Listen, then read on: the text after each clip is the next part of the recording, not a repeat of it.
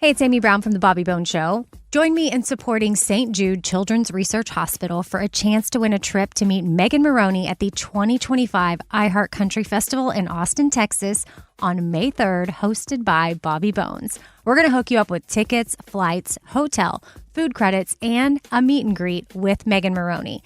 Take action now to support St. Jude and help cure childhood cancer, and you're going to be entered for a chance to win. Visit iHeartCountryTrip.com to learn more.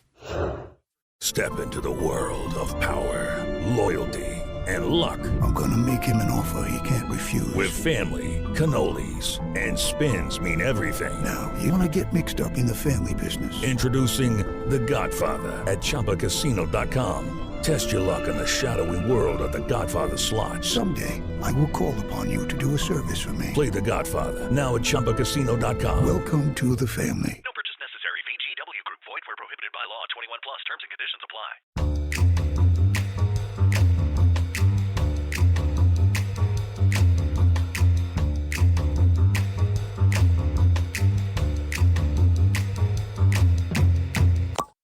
Hello, everybody, and welcome to the second episode of Crime Over Wine, the only podcast with head-scratching true crime stories that are just better over a bottle of wine. I'm your host, Liam Collins, and this week I am joined by a great friend and also a news anchor. We first met while working for a news station in Eastern North Carolina. Now she's a morning anchor and reporter in Providence, Rhode Island. My guest host this week is Liz Bateson. Hello, Liz. How are you? Hey, Liam. I'm so good. How are you? Oh, doing pretty good. Thanks so much for coming on this week. I'm so excited to see you. I'm so excited, and I love this podcast idea. Well, I'm so excited that you decided to do it. And I also didn't know that you were a true crime lover just as much as I am. That's crazy. Yes, my TikTok feed, I feel like, is all crime stories. So I'm very excited to dive deep. Yeah, it's so funny how, like, social media, like, is so, like, the algorithms are, like, so, like, I feel like mine is literally just, like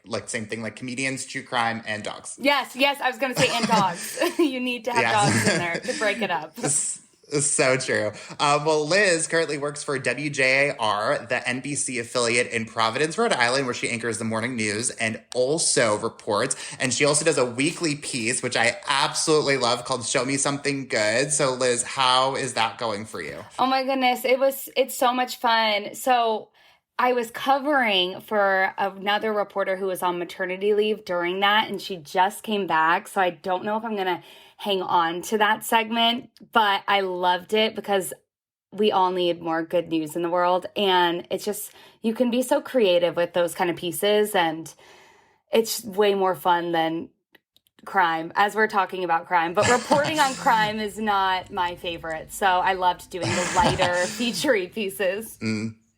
Well, it's so funny because I'm like really like hard news oriented in my role. And so it's just funny because I've been doing a whole lot of like really intense stories this week. And so my like unwinding is going home and writing about crime for this podcast.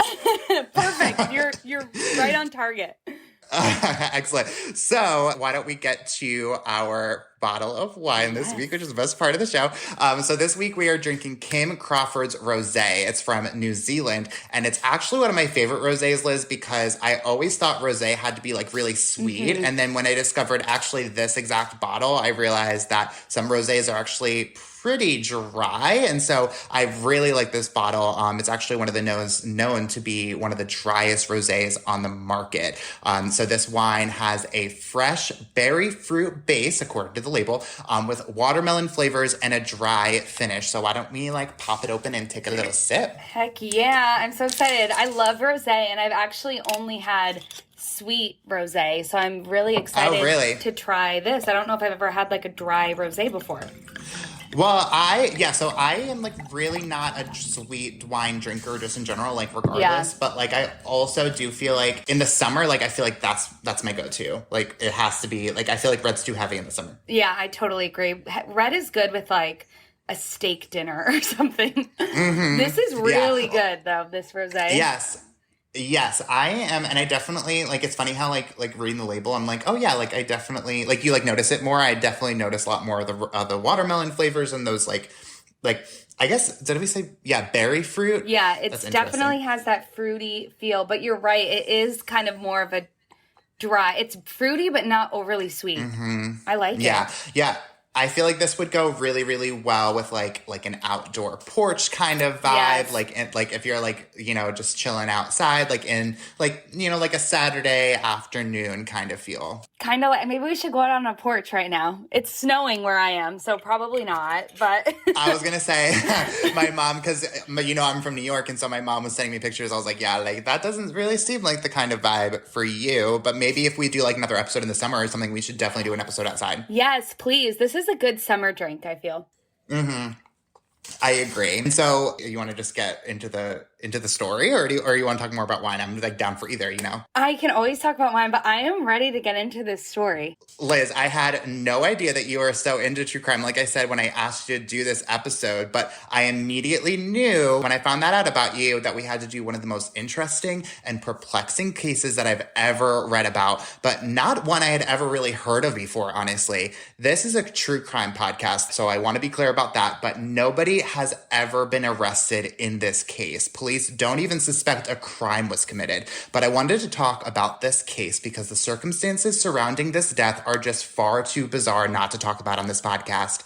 Today, Liz, I'm going to tell you the story of Mary Reeser, the spontaneously combusting woman. Just saying that, I'm like, what? So many thoughts go through your head.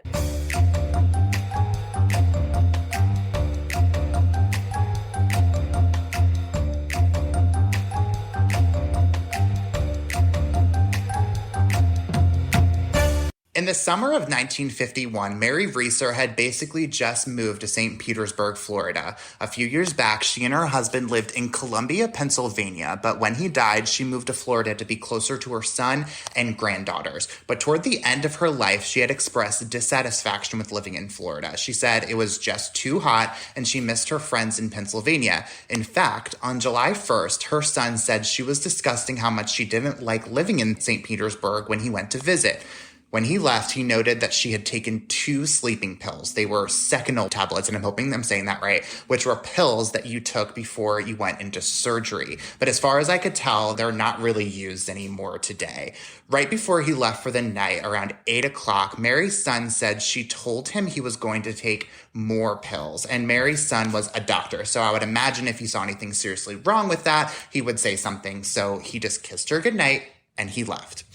The next morning, Mary's landlady said around 5 a.m. she started smelling smoke. When she went to go deliver Mary a telegram around 8 that morning, she smelled even more smoke. She also noted there was soot around her door. And Liz, I need to stop here for just 1 second because this is when my brain just starts going. I'm not sure if you can tell what I'm thinking if you're having the same thought when I'm reading this. I think you would think there's a fire, right? In the apartment, like in the kitchen or something? Well, yeah, I mean, evidently, but like you would think that somebody else in the apartment would know, or like why isn't like a fire alarm going off, right? That's my first thought. Yeah, that is a good point. Yeah, and why didn't she get out of the house or if something was burning?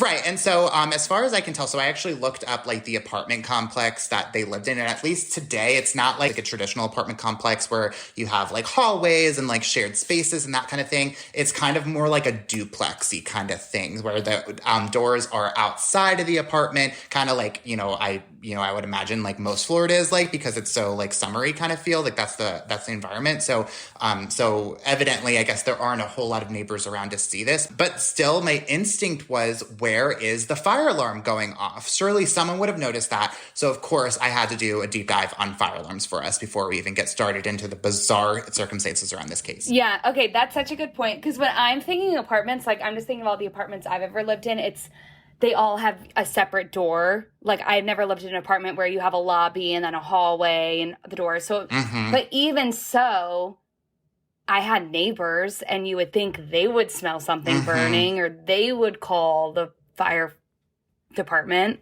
Well, so this is again, like 70 years ago at this point. So this building could be like bulldozed and like totally new one could have been built up. So like, but as far as I could tell, and it looked like a pretty old building. So I would imagine, my guess is that it was the same building. But from what I could tell, it's literally just like her and then her neighbor like right next door. And that's it. So, I mean, maybe that, no, just no one like happened to be around. You know what I mean? There weren't as many people around. So, So I found that fire alarms were not popular in 1951. They were invented in the 1890s, with the first one being patented by George Andrew Darby in 1902. The first practical invention was by Dwayne Pearsall in 1965. Sales really didn't take off until the 1970s. Before a practical invention was on the market, the odds of someone dying in a house fire was 1 in 10.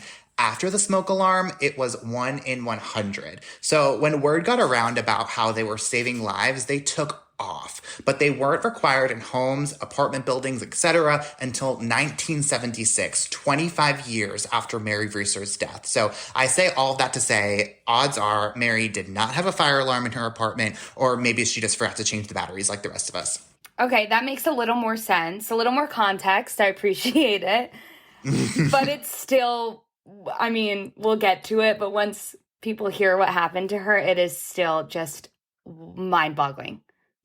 Absolutely. I was literally about to say mind-boggling that, like, it's bizarre.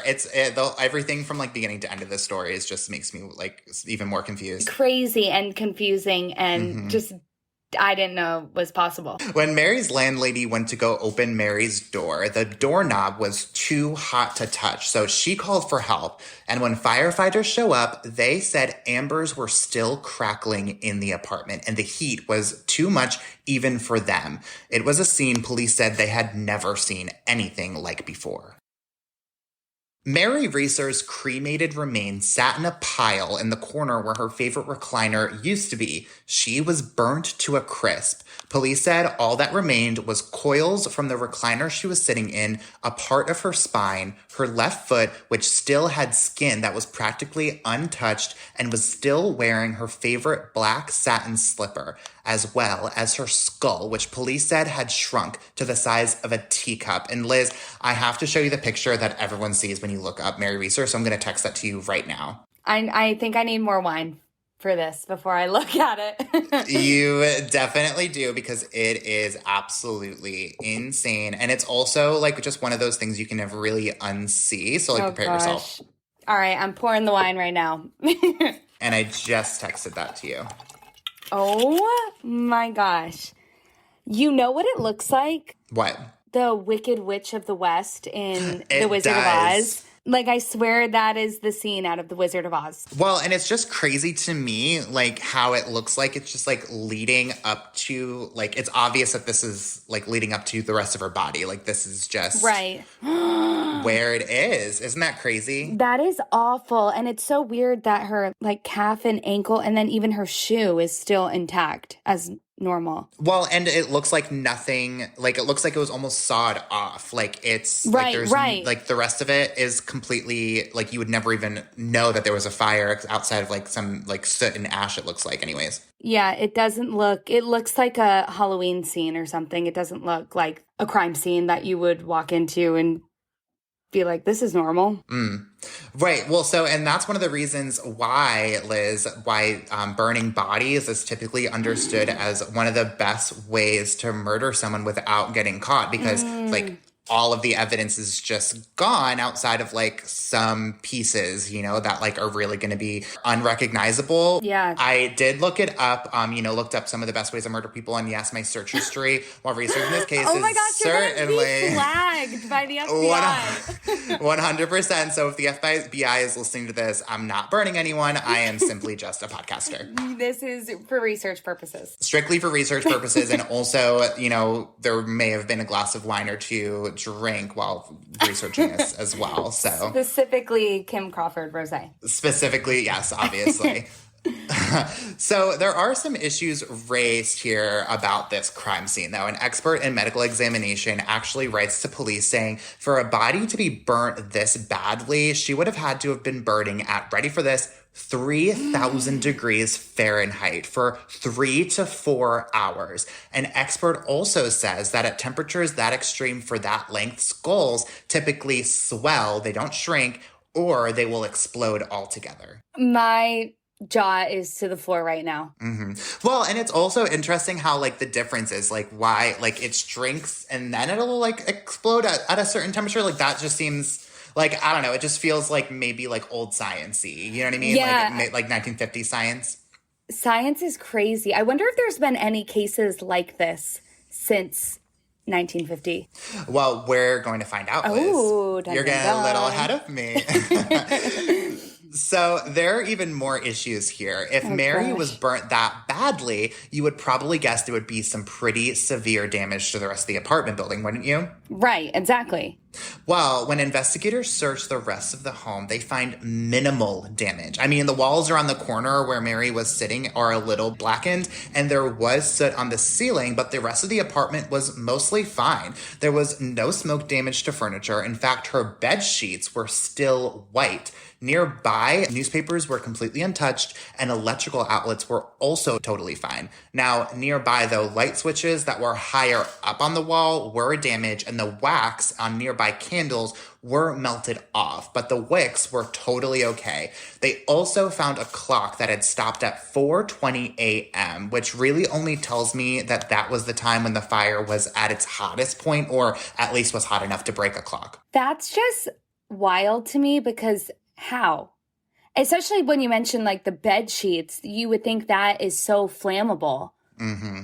How was there no damage to anything besides like wax on a candle? Right. Well, and you would think too, regardless, like if a fire burns in an apartment, like large enough to I don't know, like turn a human being to ash, like you would think that at least there would be like smoke, like that it would leave a mark on, like there would be enough smoke, you know what I mean, to like at least turn your bed sheets, black. Especially in an apartment, like this could not have been too big of an apartment. Mm-hmm. Everything is in such close corridors, I feel like in an apartment. Mm-hmm. How does a fire not spread to other furniture or other rooms? I don't know. It just doesn't really make sense to me. Well, so police, Liz, were just as baffled as you and I are. They said it was the most unusual crime scene they had ever been to. And the theories start taking off. Liz, how are you enjoying this class? I'm loving it. I've already poured myself 2 glasses, and I've got to say they're going down very easy. Well, it's crazy how like a crazy case like this will like just make you sip, sip, sip, sip, sip. Yes, because you're like, I need the popcorn too for this, yeah. I feel like. Well, and it's like so funny because, I like love wine. And so like, talking this much, because I'm reading, I'm reading everything. I'm like, I'm not able to drink as much. So I need to catch up. How many glasses have you had? This is still my first. Chug it. No, we're not going to do that, Liz. I know. I've got to slow down. I'm nervous. My whole bottle is going to be gone. It's just so good though. I'm gonna buy this rosé from now on, I think. I like it. Yeah, like I said, I'm not a huge rosé person, like only because I don't like sweet wines, but I do like that. I do love this wine. I do love it. When I go to a restaurant, the wine that I order is Moscato because it tastes like apple juice. So I am definitely a sweet wine person. So I am all about the rosé. Like alcoholic grape juice, basically. Wait, alcoholic grape juice. That's so accurate. That is my palate for wine. See, I think I have too much of a like sensitive stomach. Like whenever I drink sweet things, it just sits in me weird. So yeah, I can never drink. If I like get drunk off wine, it's not a pretty sight. So that's probably why. It's probably because I'm drinking the sweetest wine possible. Yeah, well, that's it. And then you probably get the worst hangovers too. Yes, exactly. I get such a headache. Yeah, see, and you know what? I always feel great the next morning. So joke's on you guys. Joke's on me. Maybe I'll have to try the driest wine I can find. Okay, how about we dive right back into Mary Reeser's death, because things are about to get really interesting. Okay, I'm ready for it. Police scrambled to try to explain Mary's death, and as I'm sure you can imagine, everyone in St. Petersburg wants in on this case. Some of the theories, though, are pretty ridiculous. During the course of the investigation, a detective receives a tip that someone saw a flaming ball of fire fly through Mary's open window and hit her, which seems pretty far-fetched even for Florida. Okay, that just didn't happen. Like, I am debunking that theory right now. Immediately does not cross the Liz threshold. Like, what? A ball of fire? What is that? I mean, weird things do happen in Florida, but I don't know. I don't know if I believe that. I don't put it past Florida for anything at this point. You know what I mean? Like, I feel like every other day I'm like reading some story about some weird thing that happened down there. So like flaming ball of fire seems, okay, sure. It could. Yeah, you never know. Flaming ball of fire in Rhode Island definitely did not happen though. Definitely did not. Okay, so maybe I was a little too quick. I forgot the context that this is in Florida where crazy things happen, but I'm not buying that. Well, so it's also funny because there are also theories that people who believe that theory and also tie it to aliens, which I can definitely get behind because I'm a huge alien supporter. Yeah. Okay. So what do they think? Like a UFO came down and threw fire in her apartment? Well, so I did see this funny video on BuzzFeed, who they have this whole, I don't know if it's actually still active, but they have a whole channel devoted to unsolved mysteries, and they were joking that aliens just get drunk, and fly around Earth and just launch flaming balls of fire and kill people. Which if that's the case, then I just have to imagine that aliens up there are just drinking some really good wine. I was just going to say, I wonder what aliens' drink of choice would be. Do you think aliens are more sweet wine drinkers or dry wine drinkers? Ooh, I'm going to go with dry wine drinkers. I don't feel like they get hangovers. I feel like they have a pretty high tolerance though, so I feel like they could probably swing either way. They could swing either way, and they could probably do hard liquor. I feel like they're shots people. Oh, yeah, for sure. They're party animals. They are party animals. But okay, if aliens came down and threw flames of fire onto Earth when they get drunk, wouldn't we hear more stories of this happening? You're probably right about that. I feel like that's probably a really good theory. But I also think that aliens are around more often than you think. So I don't know. I think they're probably smarter than us too. So. Oh, for sure. And they're above us, so they're watching everything we do. Yeah. Well, so to me though, that honestly probably feels even more realistic, those crazy theories we were just talking about, than the rumors that quickly start spreading around St. Petersburg. The people who live there start saying that Mary Reeser was a victim of spontaneous human combustion. When I first heard that, I didn't even know that could happen. Now I'm panicking that I'm just going to combust one day. Well, so I had to look this up, and it turns out people just spontaneously bursting into flames is actually way more common than I ever would have imagined. But to be clear, any number of cases higher than 0 is more than I ever would have thought would have ever existed. There are an estimated 200 reported cases of spontaneous human combustion on record. The earliest was in 1470 when Polonus Virtuous caught fire in Milan, Italy after a night of drinking. And the most recent case I could find was just back in 2010 in Ireland. 76-year-old Michael Faherty's death was mysteriously similar to Mary's case.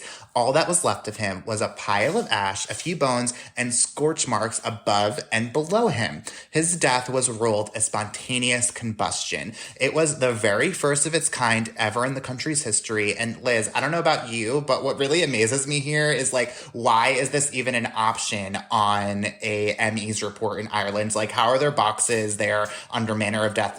Homicide? Probably not. Suicide? No. But yeah, spontaneous human combustion, that's it. And how many check boxes does that have? Right. Yeah. Right. Well, I don't know. That just I don't know. What are they doing in Ireland? Why is that a box? Why is that a thing? I'm concerned. I was supposed to go to Ireland this upcoming year. Now I'm kind of rethinking it. Well, don't catch fire. And definitely in Milan, Italy, I guess, the whatever they're serving over there, is evidently, a little hot too. You might blow up in flames. Who knows? You never know. So I had to look up to see what could possibly lead to this phenomenon. And what I found was a lot of hypothetical situations that have never been actually put on the record. But I did see it was possible to burn into flames under the right set of circumstances. Scientists, at least at one point, actually seemed to believe that someone could burst into flames if their internal fluids turned to gas. How could that possibly ever happen?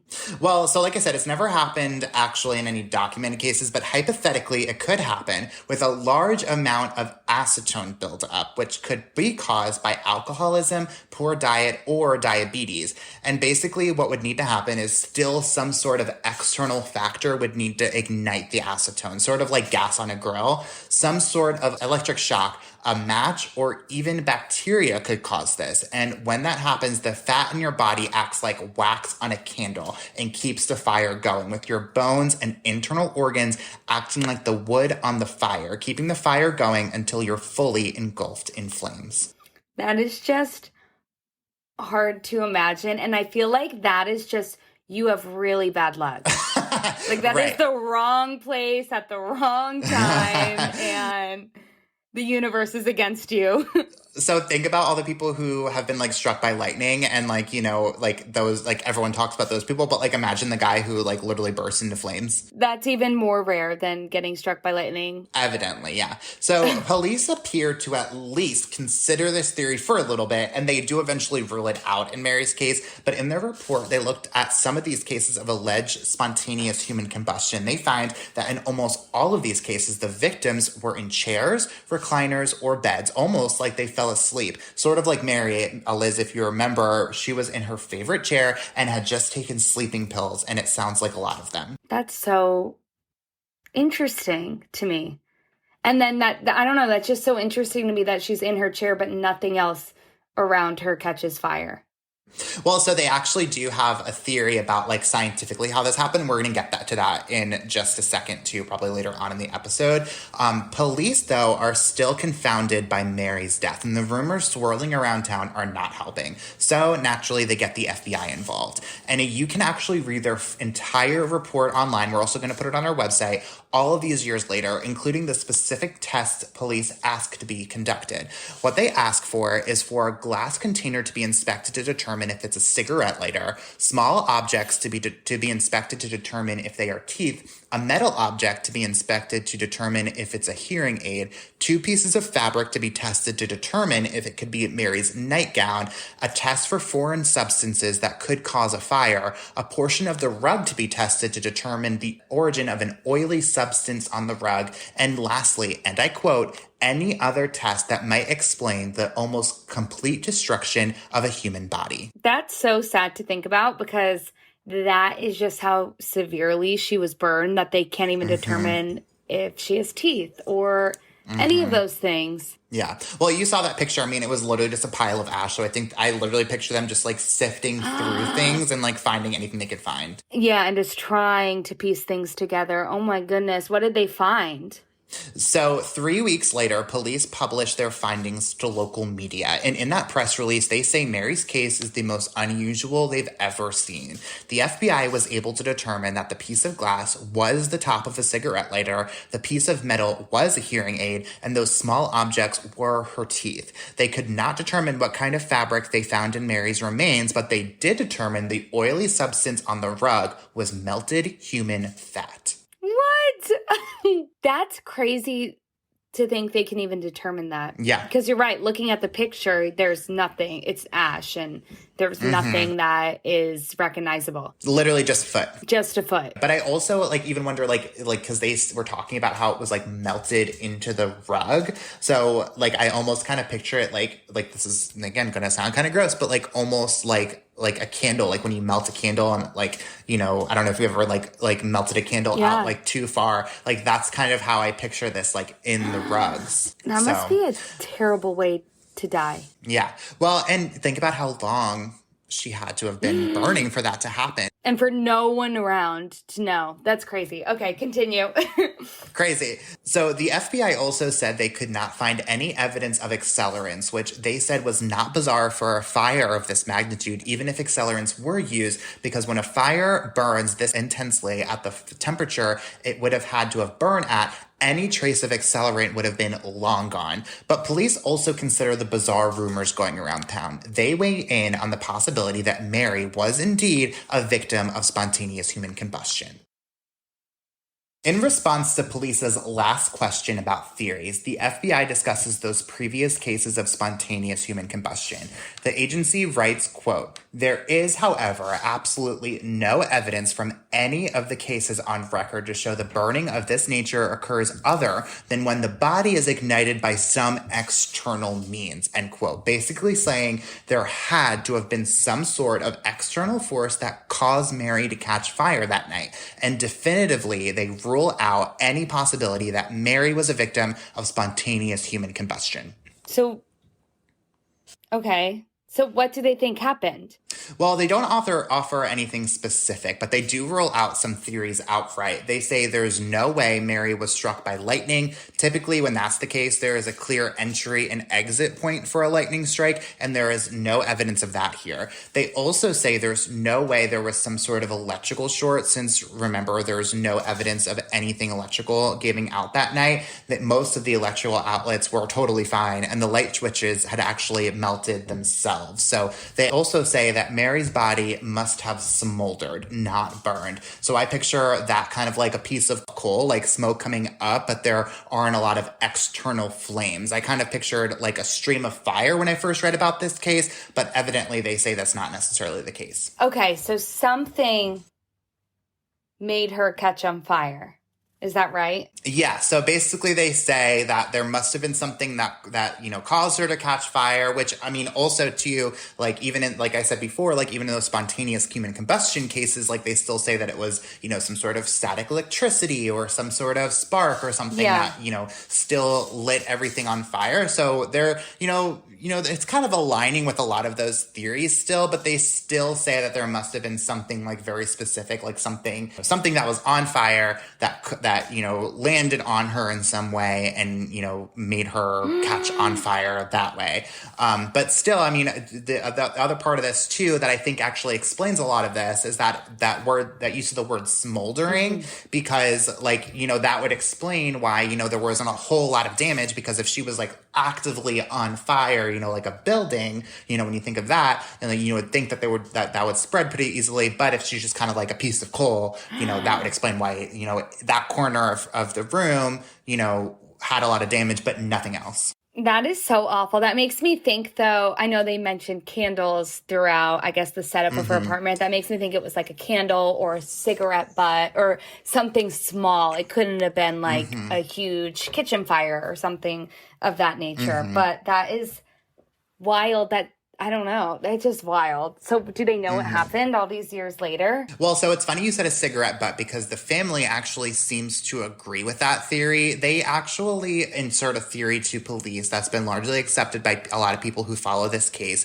Mary's daughter-in-law told the Tampa Bay Times that she believes Mary may have fallen asleep while smoking a cigarette. She says Mary was an avid smoker, and keep in mind, this is the 50s. And remember, Mary had just taken 2 sleeping pills that were strong enough to knock someone unconscious for surgery, and she had planned to take 2 more. So the family believes she may have popped those 2 extra pills, lit a cigarette like she normally does, and fell asleep, dropping this lit cigarette in her lap. Now, remember when I said police couldn't determine if the fabric they found was Mary's nightgown? Yeah.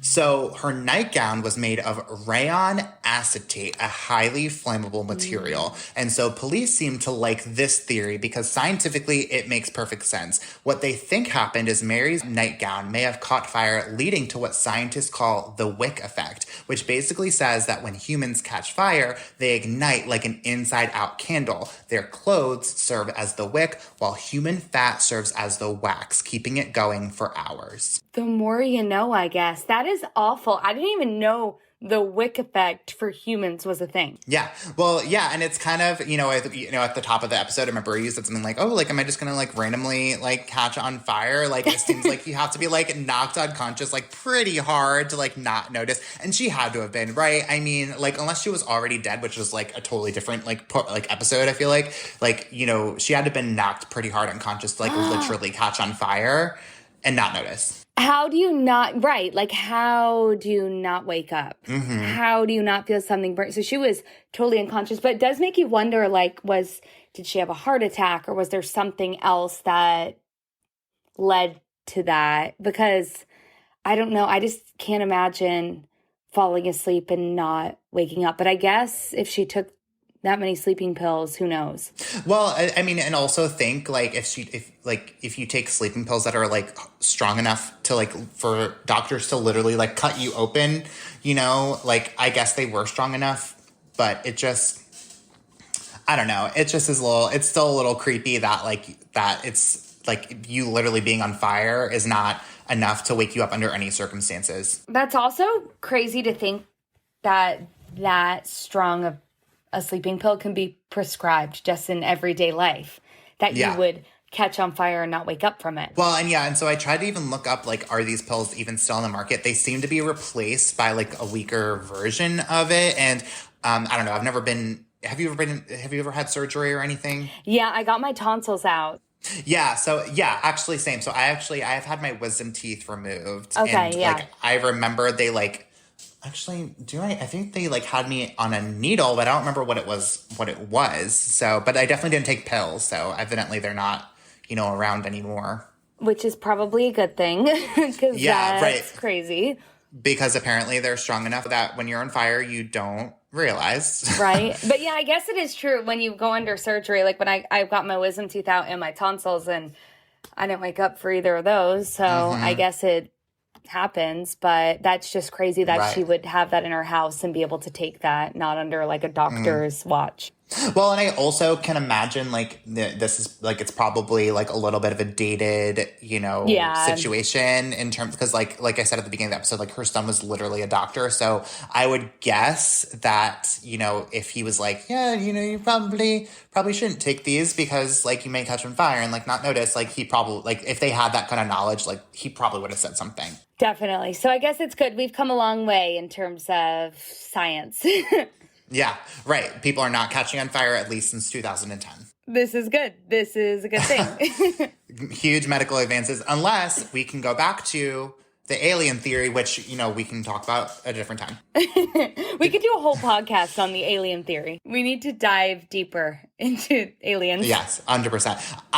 I'm sure there's like a corner of like some Reddit thread somewhere that is really going hard on the alien theory for Mary Reeser, for sure. I was going to say, and it's crazy too that in the 50s, what year was this? 1951. Yeah, so it's crazy even then there's like the armchair detectives, because I just think of like I'm really invested in the University of Idaho murders right now, and I'm all over TikTok, and there's so many theories on that, and everyone thinks they've solved the case. And I guess this is not a new thing, just with social media. Like even people in the 50s were doing this. Yeah. Well, and it was also because I was trying to think of like writing a joke to this. So it's funny you said that, because I was like, I picture like, back in 1951, like the TikTok version of 1951 is like the town pool or something like that, where like literally just like the town gossip just takes off. Yes. It's much easier nowadays, I guess, for more theories to get out there. But hey, in the 50s, they were still gossiping. Which, hey, my kind of ladies, right? Over some wine. Literally. So this, cigarette theory feels right to me. As much as I would love to imagine a flaming ball of fire hurling through the window, it feels like the right circumstances to tragically end Mary Reeser's life. But police have never officially documented this as her cause of death. So to this day, articles and even a short documentary about her still label Mary Reeser's death as one of the most bizarre unsolved mysteries. I would definitely say one of the most bizarre unsolved mysteries, and I'm definitely going to have to go look up that documentary. I feel like it's hard, though, to imagine a person wasn't involved. Like a person didn't go in her apartment and set her on fire.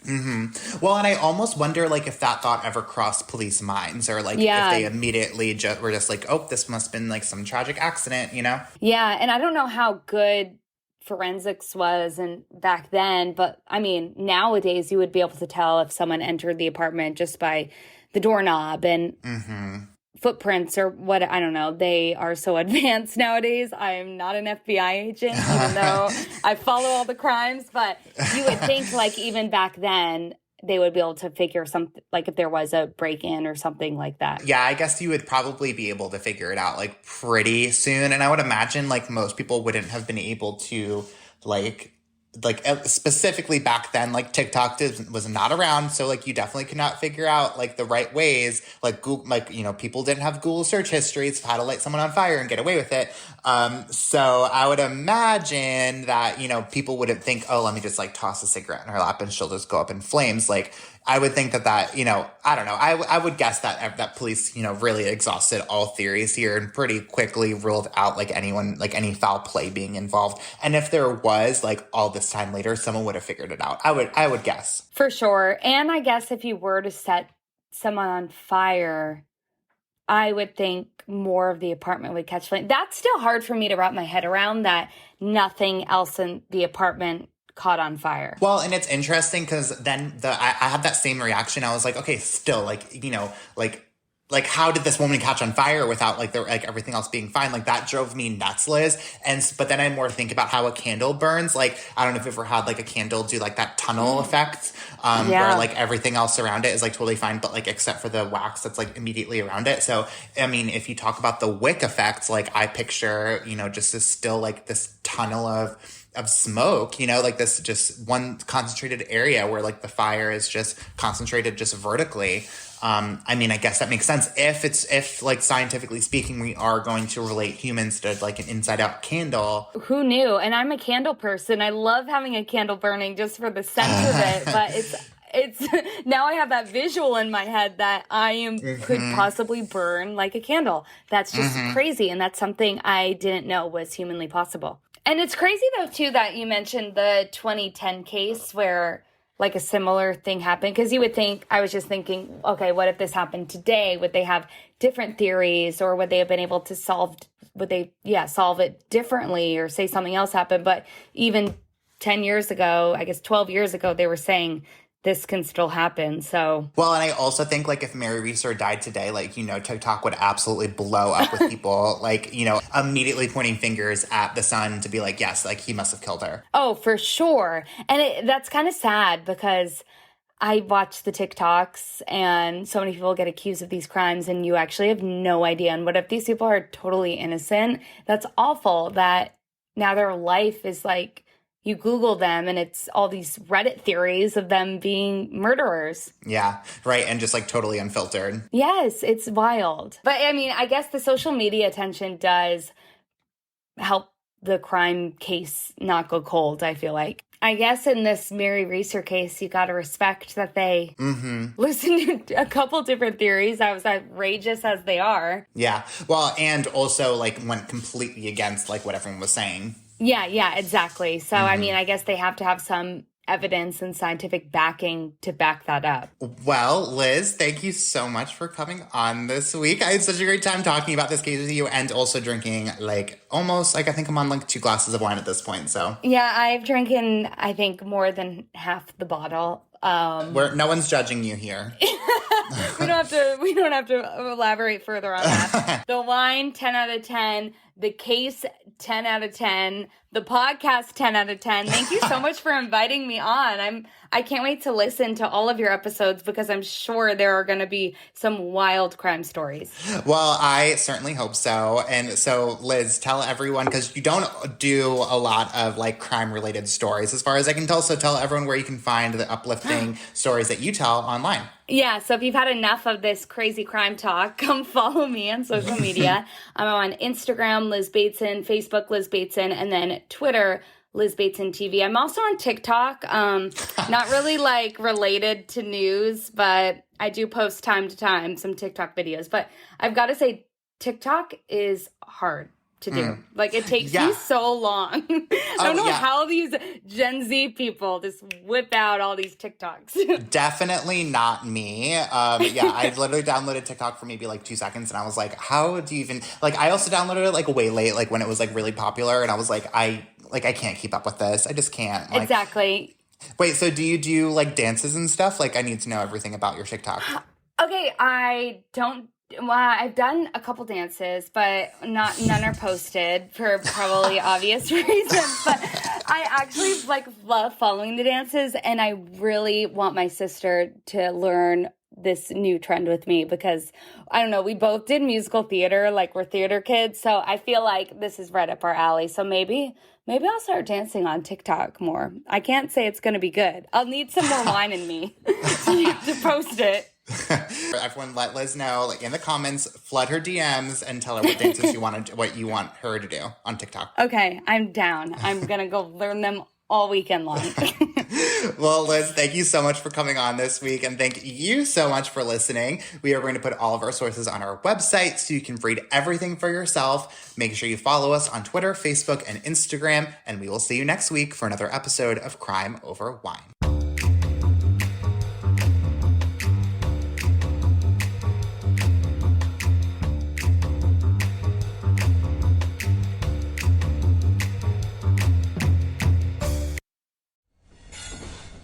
Proud member of the Podnuga Network. Hey, it's Amy Brown from The Bobby Bones Show. Join me in supporting St. Jude Children's Research Hospital for a chance to win a trip to meet Megan Maroney at the 2025 iHeart Country Festival in Austin, Texas on May 3rd, hosted by Bobby Bones. We're going to hook you up with tickets, flights, hotel, food credits, and a meet and greet with Megan Maroney. Take action now to support St. Jude and help cure childhood cancer, and you're going to be entered for a chance to win. Visit iHeartCountryTrip.com to learn more.